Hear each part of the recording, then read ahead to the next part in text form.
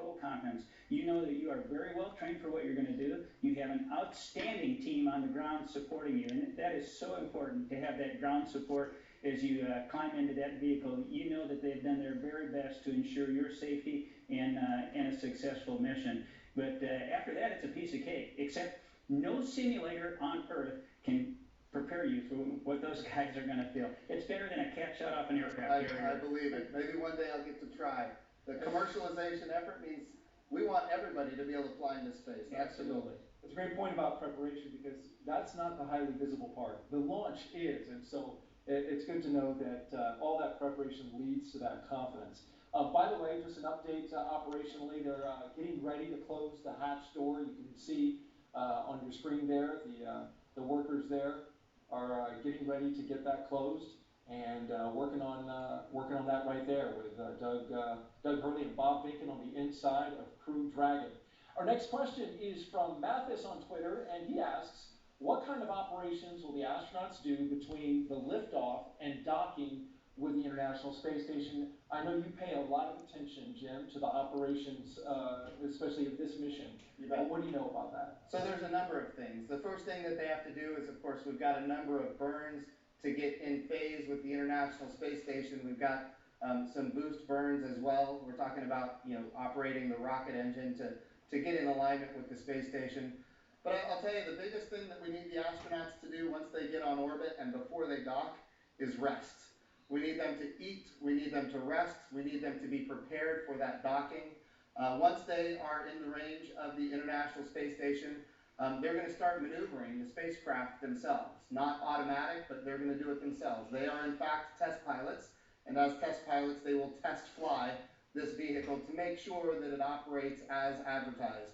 And of course then they will dock with the Director of NASA, Bob Cabana, Director of the Kennedy Space Center. Thank you both for joining us. And we're going to send it back to Marie in the studio. All right, thanks a lot, Daryl and Mr. Bridenstine and Mr. Cabana for joining us.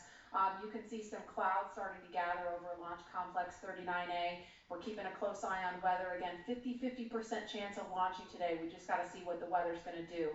A little bit ago, we heard the crew complete their comm checks live on the air. We saw their seats rotate. That helps get them into a little bit more comfortable position for the G-forces during launch. And more importantly, it helps them be in a better position to interact with the screens in front of them. They completed their suit leak checks. We saw during the interview just a few minutes ago the hatch begin to close, and so inside the white room there, the pad closeout team is in there still doing some work. That hatch closes, it's not as simple as just closing a car door. There's a process to seal it and check it and make sure that everything is sealed properly, right, Lauren? Yeah, that's correct. If they haven't already started, it hasn't started yet. There it is. You can see it there. The closeout number 5, it's already attached to the side hatch mechanism. And what they'll do is they're essentially checking for the leak rate. And they'll hold pressure there for a few minutes and then track that change in pressure over time to make sure that it's within bounds, making sure that you don't have any issues with those O-rings there that are holding that pressure.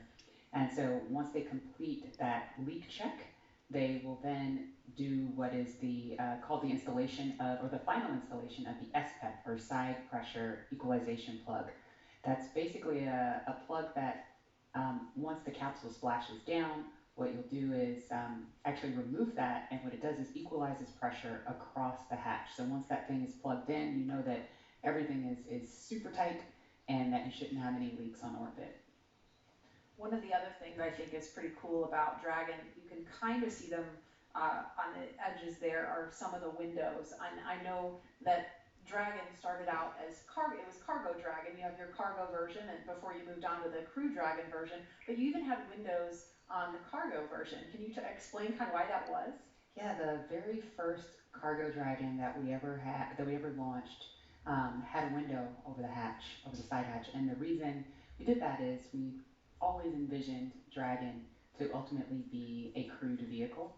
So even in the beginning, for the very first vehicle we ever made, which didn't even really carry much cargo, we put that window there, and it to us symbolizes what Dragon's purpose has been all along.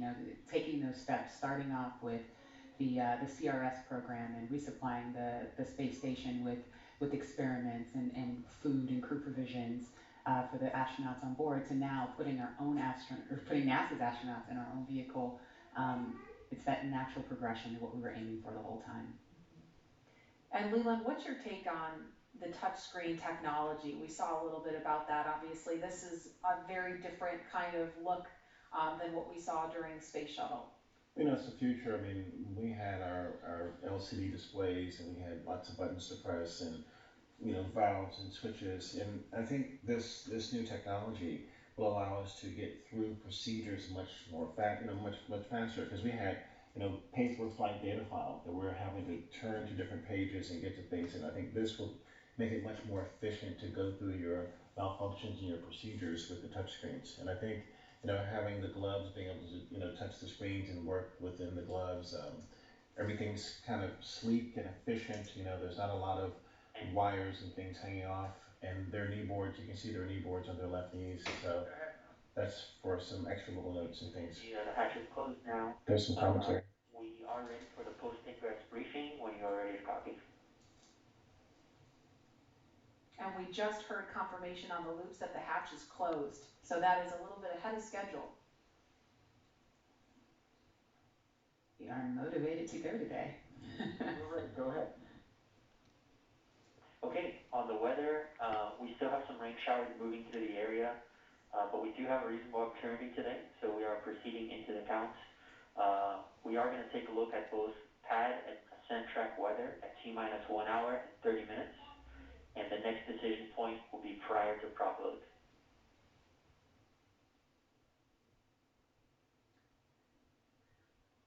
Okay, we copy. And on the vehicle health front, both F9 and Dragon health remain nominal, with no items of note. So we just heard the weather is still iffy. You do, thank you. The weather is still iffy. Concludes the post-ingress brief. Report when ready for contracts with Falcon 9 operators.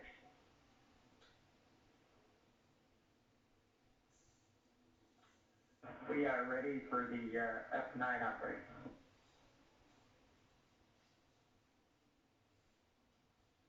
Copy. Expect that shortly.